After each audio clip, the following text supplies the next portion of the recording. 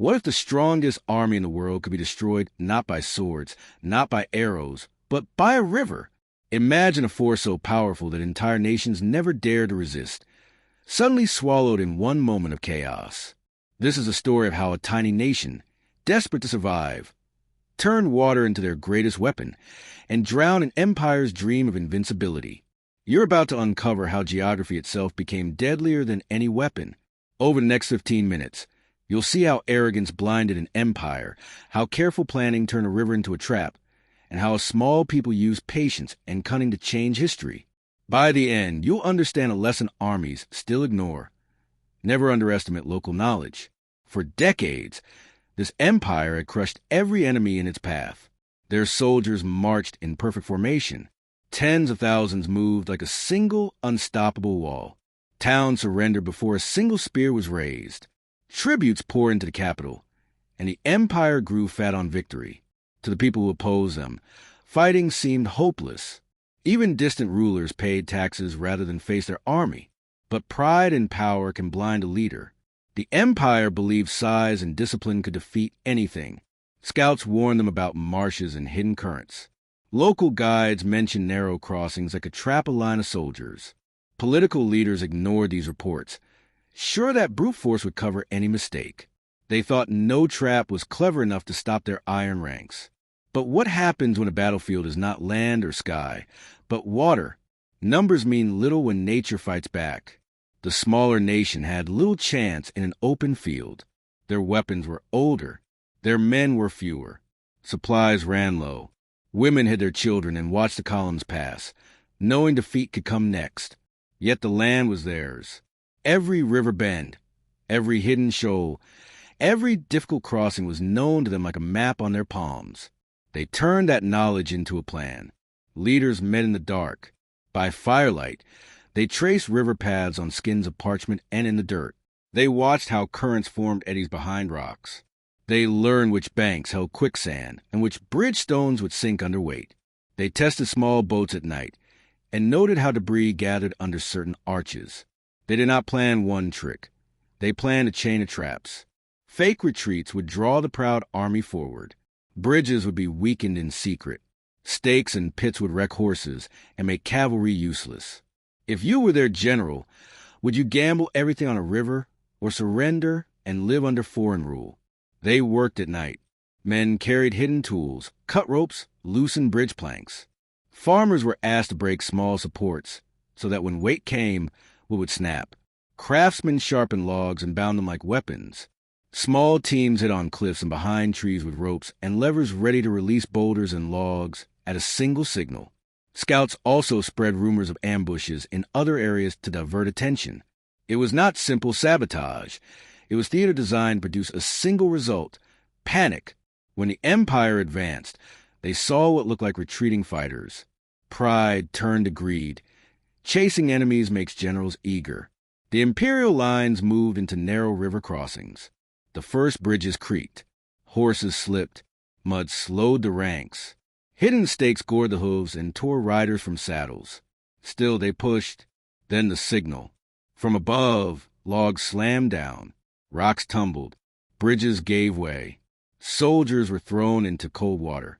In that water, heavy armor, shields, and sword became a terrible weight.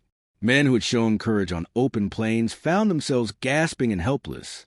Armor, the very symbol of their might, pulled them down like anchors. Picture the roar of 1,000 men silenced by water, not by steel.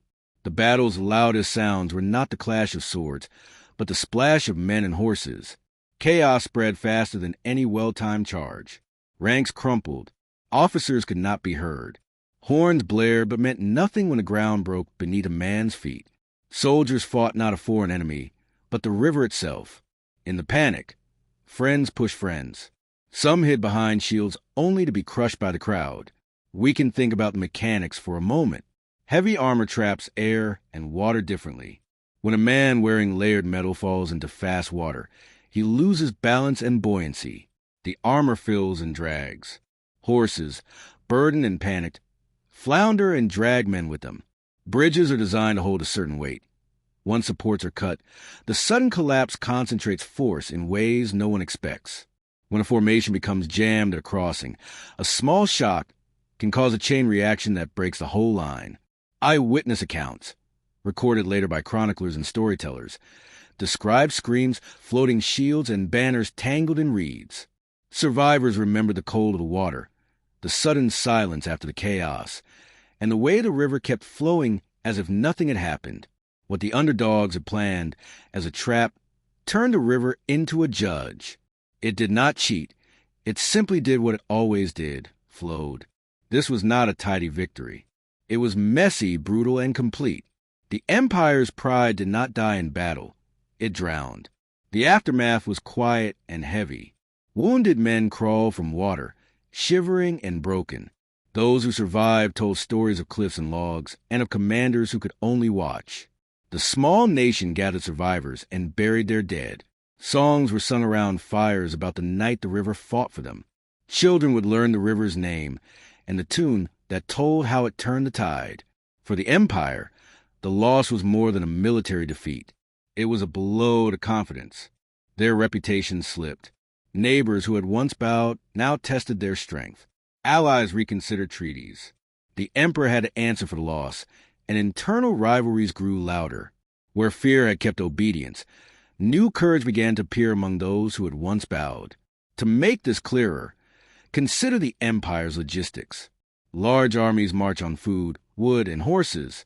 A river trap does not simply cost lives. It breaks supply lines. Wagons overturn, food rots, and the morale of soldiers collapses when they see supplies swept away. Commanders depend on messengers and steady roads.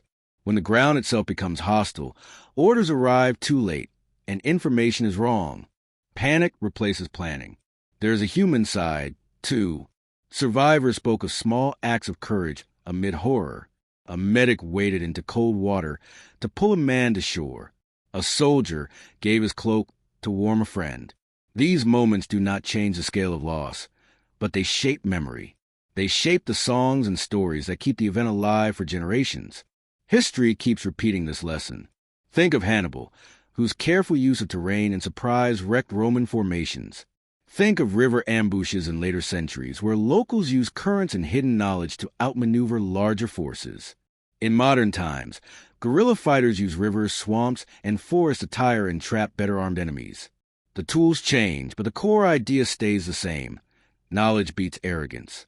Experts who study warfare point to 3 tactical lessons. 1. Always respect the ground. Terrain is not neutral. Know your rivers, swamps, and passes. 2. Never assume an enemy will act like you. Pride leads to predictable moves. 3. Use deception, but support it with scouting and timing. The Underdogs Plan worked because it joined patience, local skill, and perfect timing. If you want to stop a larger force, make the battlefield do half the work for you. This story also warns modern planners. Technology changes, but human error does not. A drone cannot fix a flooded bridge if a supply train is stuck. Commanders must study local conditions and listen to those who know the land. Ignoring local knowledge is a mistake that keeps costing armies across centuries. The river did more than drown men. It humbled an empire. It showed the power of local knowledge and patience.